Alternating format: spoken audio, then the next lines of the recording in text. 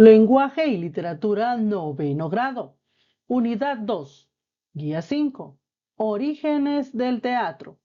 Licenciada Andrea Fernández de Pérez. Realizamos las actividades en el libro de texto, páginas 40 a la 45. Recuerda trabajar a lápiz. Estas páginas se trabajarán esta semana.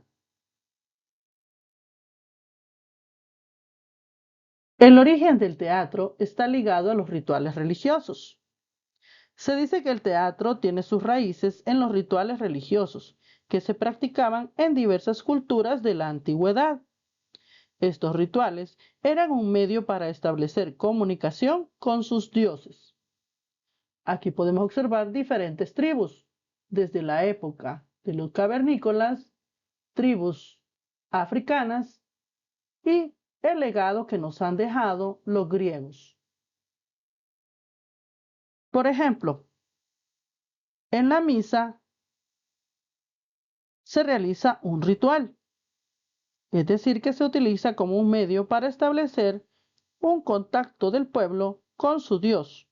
El sacerdote hace un ritual de consagración y súplica a Dios por medio de la misa. Por lo tanto, hay drama y actuación.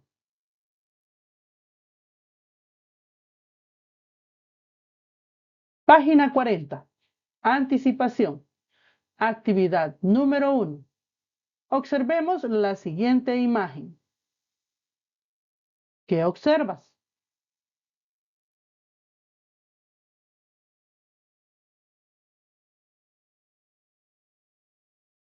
Ahora resolvamos lo siguiente. Literal A. ¿Qué representa la imagen? ¿Qué sucede en ella? Describamos. En la imagen vemos una representación teatral. Sucede una dramatización de una obra y por el vestuario que usan parece que es griega. Podemos observar que hay dos soldados romanos al fondo y mujeres al frente como clamando a los dioses. Literal B. ¿Qué tipo de texto permite llevar a cabo una representación como la de la imagen? Justificamos. El texto dramático o texto teatral, porque es el que ha sido escrito para ser representado. Algunos lo conocen como guión.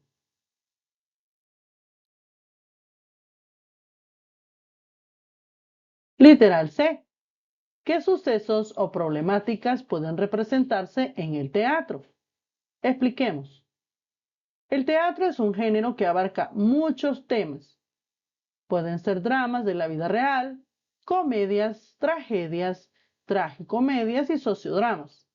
Además, representar problemas sociales, políticos, culturales, económicos, religiosos, deportivos, amorosos, accidentes, entre otros.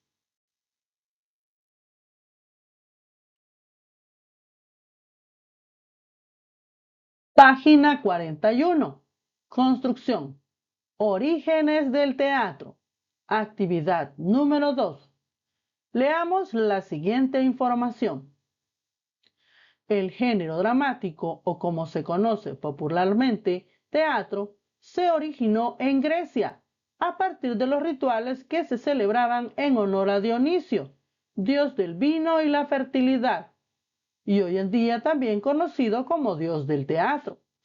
En la mitología griega, estos rituales religiosos, por una parte, eran en agradecimiento por lo recibido y por otra para pedir abundancia en las cosechas futuras. En estas festividades, personas enmascaradas bailaban, recitaban coros y ofrecían sacrificios de animales en honor a Dionisio. El teatro griego estaba ubicado al aire libre, en un lugar inclinado para aprovechar la acústica y la visibilidad, y en la pendiente del terreno se acomodaban los espectadores. Pese a estar al aire libre, las representaciones se llevaban a cabo durante las horas diurnas. Solo imagínate el grado de educación que tenían los griegos, que se escuchaba muy bien toda la obra teatral sin necesidad de micrófonos y escuchaba bien tanto el primero de la fila de abajo como el último en las graderías.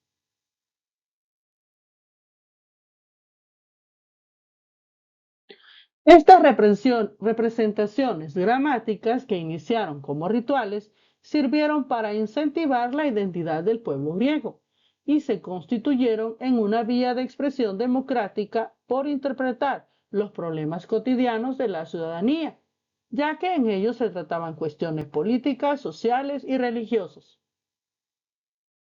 Los griegos tenían una visión antropomórfica de los dioses, es decir, que les atribuían aspecto humano, pero reconocían en ellos poderes, privilegios o capacidades sobrenaturales. El teatro de la antigüedad, que alcanzó su esplendor entre los siglos VI y III a.C., tuvo una progresión significativa. Por un lado, la comedia fue el medio ideal para criticar los vicios humanos de la sociedad de aquellos tiempos de forma humorística y satírica. Por otra parte, dio lugar a la tragedia para plantear conflictos y problemas que, una vez resueltos en la historia representada, servían para educar al pueblo.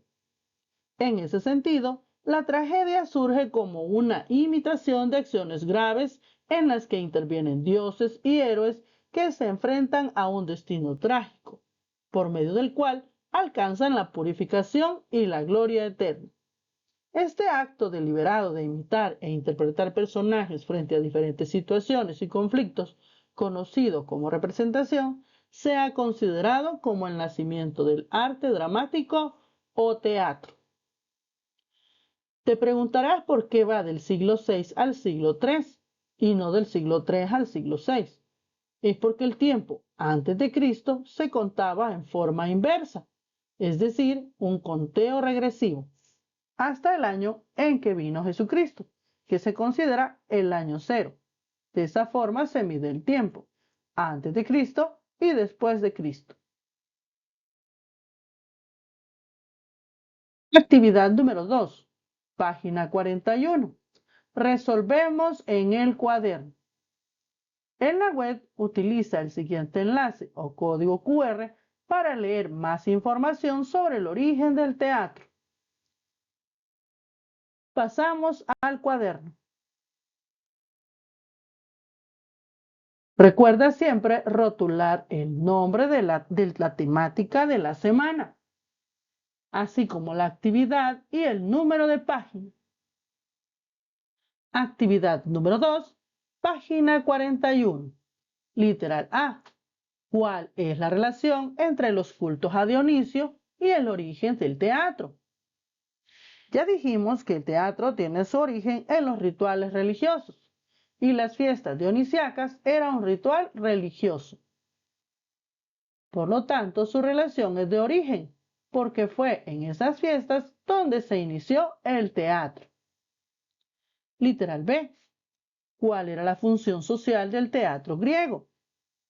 Según lo que leímos, era incentivar la identidad del pueblo griego, expresar e interpretar los problemas cotidianos, y la comedia criticaba los vicios humanos y educaban al pueblo. Como hoy en día, a través de la comedia nos burlamos de nuestras autoridades y de nuestros políticos. Es algo que viene desde tiempos antiguos.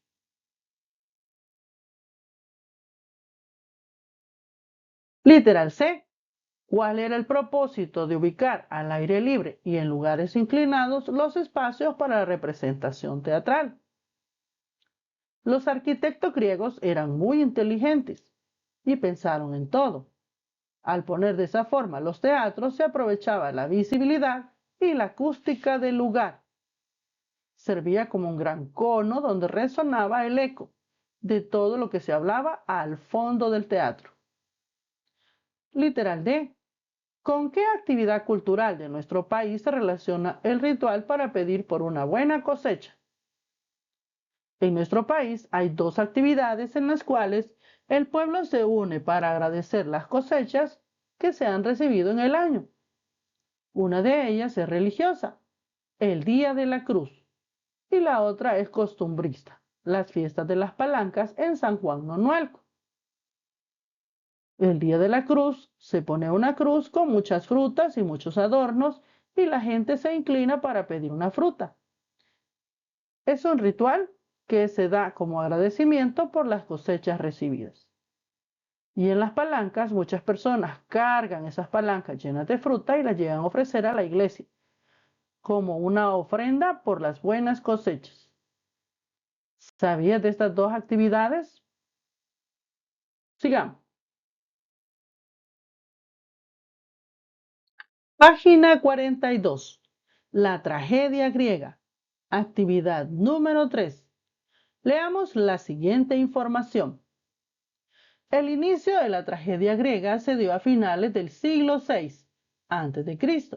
En las primeras tragedias, el culto a Dionisio siempre estaba presente, pero poco a poco fue relegado hasta el punto de desaparecer de ellas, ya que la tragedia se enfocó en la imitación de las acciones del ser humano.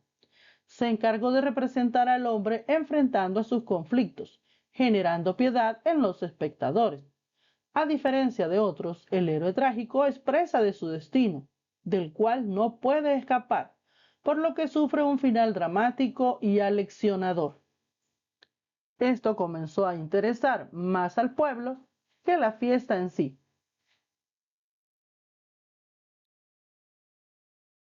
Veamos sus características.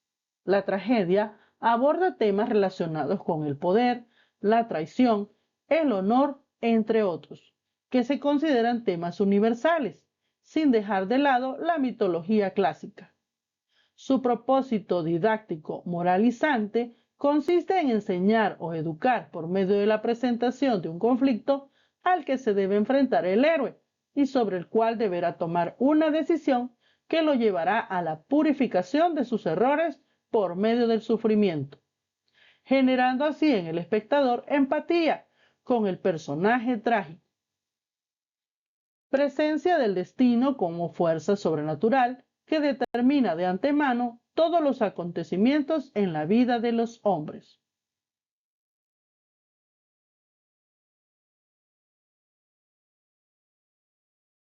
Personajes de la tragedia griega.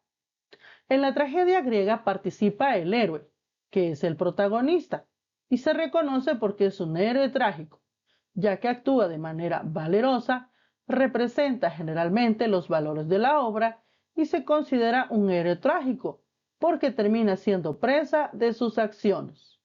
Es decir, siempre termina pagando todo lo que hizo o lo que acumuló con sus decisiones.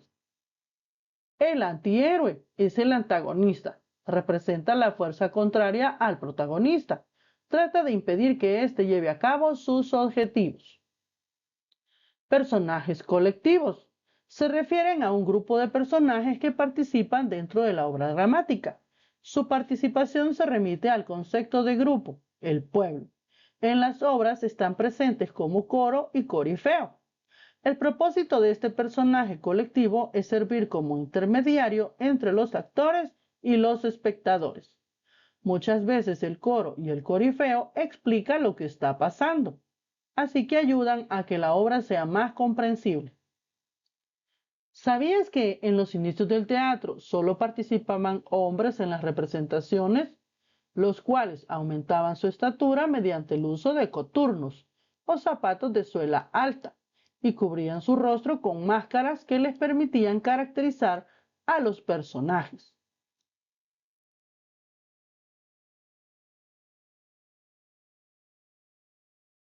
Página 43.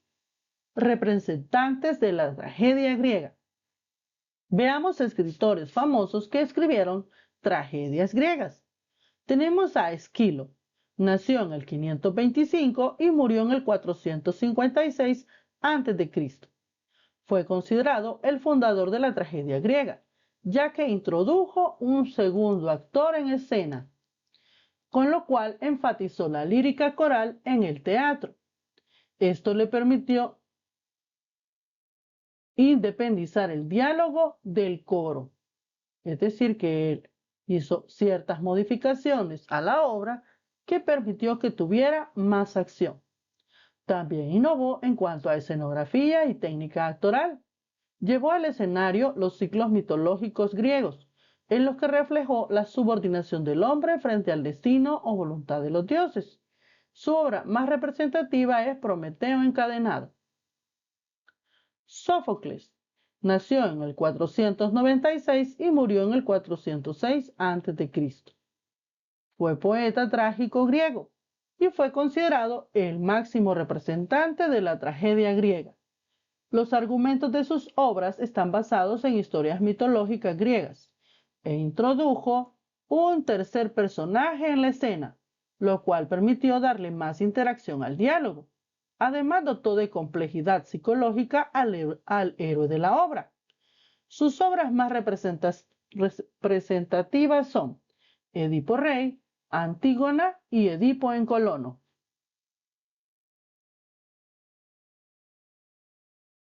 Eurípides nace en el 484 y muere en el 406 a.C. Este autor presentó un cambio que distó de la génesis del género trágico. Sus dudas frente a las doctrinas míticas y religiosas se reflejan en sus textos, ya que ahí se disminuye la visión memorable y espiritual que habían desarrollado Esquilos y Sófocles. Es decir, que en sus obras se evidencia un trato más próximo al ser humano y a su entorno cotidiano. Su obra más representativa es Medea. Él evidenció entonces un trato o una identificación de los personajes con lo más cotidiano. Es decir, que fue más realista en sus obras. Ahora resolvamos en el libro. Literal A. ¿Por qué la tragedia griega perdió su enfoque religioso sobre el culto a Dionisio? Según lo que leímos, porque se enfocó en representar las acciones del ser humano, lo que interesó más al pueblo griego. Literal B. Porque la tragedia griega tiene un propósito moral y un valor educativo.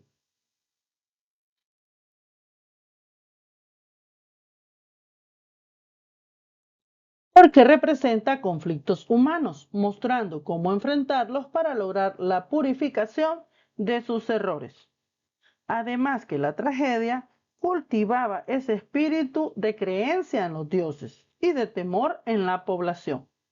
Era una forma de someter al pueblo a los designios divinos.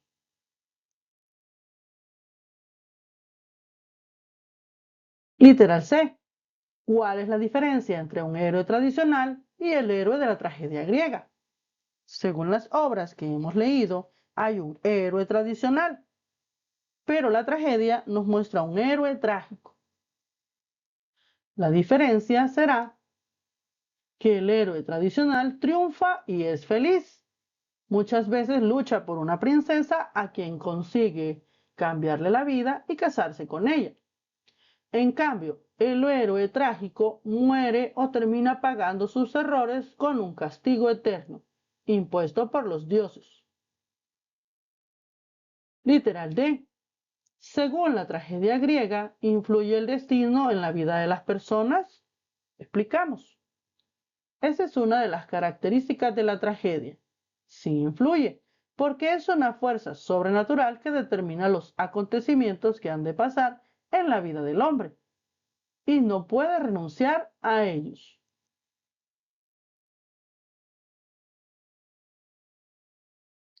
Página 44.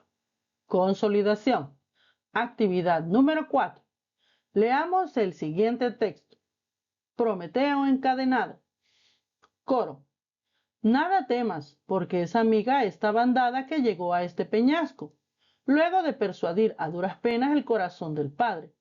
El eco de golpes sobre el acero penetró en el fondo de mi caverna y disipó la gravedad de mi pudor. Así que descalza me puse en camino en mi carro alado. Prometí. Ay, ay, ay, ay. Nacidas de Tetis, la muy fecunda. Ved, contemplad con qué cadenas estoy sujeto en la cima rocosa de este precipicio. He de hacer una guardia que no excitaría la envidia de nadie. Coro. Viéndote estoy, Prometeo, y una niebla medrosa preñada de lágrimas ha nublado mis ojos al ver marchitarse tu cuerpo con este ultraje de estar atado con nudos de acero. Sí, nuevos pilotos tienen el poder en el Olimpo, y con nuevas leyes, sin someterse a regla ninguna. Zeus domina, y a los colosos de antaño ahora él los va destruyendo. Prometeo. Ojalá que él me hubiera arrojado bajo la tierra, más hondo que el Hades que acoge nuestros muertos, el Tártaro sin salida, luego de haberme atado de modo feroz con lazos que no se pudieran soltar, para que ningún dios ni otro ser alguno hubiera gozado con este espectáculo. Ahora, en cambio, sufro. ¡Ay de mí, desgraciado! Ser un cuerpo a merced del viento, una irrisión para mis enemigos. Corifeo. Revélanos todo y danos a conocer por qué delito te apresó Zeus y así te maltrata amargamente. Cuéntanoslo, al menos que cause molestia. Prometeo. Incluso decirlo me es doloroso, pero callar es un dolor. Tan pronto empezaron a airarse los dioses y a levantarse entre ellos con discordia, porque unos querían derrocar a Cronos de su poder con el fin de que Zeus reinara, otros por el contrario ponían sus intereses en que nunca Zeus tuviera imperio. Pero mi madre, Temis, única forma con muchos nombres, no solo una vez había predicho de qué manera se cumpliría el porvenir, que no debíamos vencer por la fuerza, ni con la violencia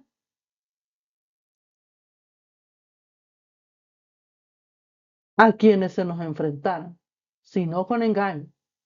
Lo que preguntáis, la causa por la que me atormenta, os la aclararé. Tan pronto como él se sentó en el trono que fue de su padre, inmediatamente distribuyó entre las distintas deidades diferentes fueros, y así organizó su imperio en categorías, pero no tuvo en cuenta para nada a los infelices mortales. Antes, al contrario, quería aniquilar por completo a esa raza y crear otra nueva. Nadie se opuso a ese designio, excepto yo. Yo fui el atrevido que libré a los mortales de ser aniquilados y bajar al Hades. Por ello, estoy sometido a los sufrimientos. Corifeo. Prometeo, tendría de hierro el corazón y estaría hecho de piedra quien en tus penas no compartiera contigo su indignación. No hubiera querido yo verlas, pues cuando la vi, el corazón se me partió. Prometeo. Sí, sin duda, para los amigos doy doloroso de ver. Soy doloroso de ver. Corifeo. ¿Fuiste tal vez más lejos que esto? Prometeo. Sí, hice que los mortales dejaran de pensar en la muerte antes de tiempo. Corifeo. ¿Qué solución hallaste a este mal? Prometeo. Albergué en ellos esperanzas ciegas. Corifeo. Gran favor otorgaste a los mortales. Prometeo. Además de esto, yo les regalé el fuego. Corifeo. ¿Y ahora los efímeros tienen el fuego resplandeciente?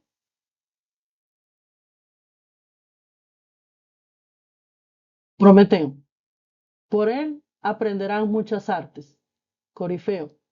Por tales culpas, Zeus te, Prometeo, me ultraja y no afloja para nada mis males. Corifeo. ¿No hay un término fijado a tu prueba? Prometeo. No, ninguno, salvo cuando a él le plazca. Corifeo. ¿Cuándo le placerá? ¿Hay alguna esperanza? ¿No ves que has delinquido? Pero decir que has delinquido para mí no es ningún placer y para ti es dolor. Pero dejemos esto y busca algún medio de librarte de esta prueba. Prometeo. Es fácil al que tiene el pie fuera de las desgracias aconsejar y amonestar al infortunado. Pero todo esto yo lo sabía. De grado falté, no lo negaré. Ayudando a los mortales, yo mismo me he encontrado castigos. Con todo, no creía que con tales penas había de consumirme en unas rocas abruptas, encontrándome en una cima desierta y sin vecinos. Pero ahora, sin lamentaros por estos sufrimientos, bajando a tierra firme, escuchad mi suerte futura, para que lo sepáis todo hasta el fin. Esquilo. Ahora respondemos en el libro. Literal A. ¿Quién quería terminar con la raza humana y por qué razón? Según la historia, era Zeus, porque quería crear otra raza de humanos. Literal B. ¿Por qué fue castigado Prometeo? Explicamos. Según el texto, porque se opuso a Zeus en su deseo de aniquilar a los humanos y les dio el fuego que era de los dioses. Literal A. ¿A qué se refiere el corifeo cuando expresa: tendría de hierro el corazón y estaría hecho de piedra quien en tus penas no compartiera contigo su indignación? Se refiere a que siente pena e impotencia por el sufrimiento de Prometeo, porque lo que hizo fue ayudar a los humanos. Literal D. Explicamos el significado del texto subrayado, la parte que está subrayada en el texto. ¿Qué significa? Significa que cuando lo malo no le pasa a alguien, ese alguien no comprende por lo que pasa el otro, y es fácil juzgar. Bien dicen, ¿verdad? Nadie sabe dónde le aprieta el zapato hasta que se los pone. Literal E. ¿Es justo o no el castigo que recibió Prometeo? ¿Tú qué piensas? ¿No es justo? Pero fíjate que él desobedeció a Zeus, que es más poderoso, por lo que fue castigado para dar una lección a todos. ¿Te ha pasado alguna vez que te castigan de forma injusta, pero sirve para dar una lección a otros para que no tengan el mismo comportamiento que tú tuviste? Piensa en eso. Tarea. Actividad en casa. Investiga sobre las obras Edipo Rey y Antígona. E investiga qué es el predicado verbal, su núcleo y el complemento directo.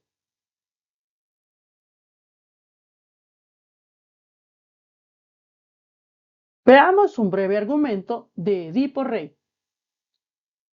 Un oráculo advirtió a Layo, rey de Tebas, que sería asesinado por su propio hijo. Él lo abandonó para que muriera en una montaña solitaria, pero fue recogido por un pastor, quien le dio el nombre de Edipo y lo adoptó como su propio hijo. Cuando otro oráculo proclamó que mataría a su padre, abandonó Corinto, su ciudad. Durante su travesía encontró y mató a Layo, creyendo que era una banda de ladrones, y así cumpliéndose la profecía. Edipo llegó a Tebas, acosado por la Esfinge, que andaba matando a todos los viajeros que no sabían responder al enigma que planteaba. Edipo resolvió acertadamente el enigma y la Esfinge se suicidó. Los tebanos lo recompensaron haciéndolo su rey y dándole a la reina Yocasta por su esposa. Su madre, que era su madre, ellos tuvieron 4 hijos: Ismené, Antígona, Polinices y Esteocles. Pronto Edipo descubrió que involuntariamente había matado a su padre. Más tarde Yocasta se suicidó y cuando Edipo se dio cuenta se quitó los ojos y abandonó el trono. Esa es la historia de Edipo. Ahora veamos cuál es la historia de Antígona. Tras el exilio de Edipo, sus hijos mellizos, Eteocles y Polinices, deben alternarse el trono. Sin embargo, Eteocles decide quedarse con el poder desterrando a Polinices, por lo que éste regresa con un ejército extranjero. Tebas vence y ambos hermanos se dan muerte mutuamente. Su tío Creonte, hermano de Yocasta, queda a cargo del gobierno y sentencia a Polinices que quedará desenterrado a las afueras de la ciudad, a merced de las aves de rapiña. Es decir, le niega que lo entierren. A Antígona, su hermana, decide enterrarle pese a las órdenes del rey, pero es descubierta infraganti y es llevada ante la presencia de Creonte, que decide castigarla en una cueva, sin comida. Ella decide quitarse la vida ahorcándose, pero el hijo de Creonte, prometido de Antígona, también decide suicidarse cuando la ve ahorcada. O sea, ellos dos eran parejas. Creonte se arrepiente y cuando va a la cueva encuentra a su sobrina y a su hijo muerto. Finalmente, al llevar a su hijo al palacio, halla a su esposa Eurídice, difunta, ya que no había podido soportar la muerte de Hemón, su hijo, y decidió también quitarse la vida. Y esa es la historia de Antígona, hija de Edipo. Ahora veamos el predicado verbal. Está constituido por un verbo con o sin complementos. El verbo, recordemos, es el núcleo del sintagma verbal de la oración o el núcleo del predicado. Y todos los elementos que acompañan al verbo reciben el nombre de complementos. Entre ellos está el complemento directo, el indirecto y el circunstancial. El campeón mostró el trofeo. Lo que resulta de la acción es el complemento directo. El campeón mostró al público. A quién o para quién es el complemento indirecto. El campeón mostró desde el centro del estadio. Habla del lugar. Eso es el complemento circunstancial. Esto es un repaso de lo que vimos ya en clase, pero te servirá para esta semana. Eso es todo. Muchas gracias por tu atención. Hasta la próxima.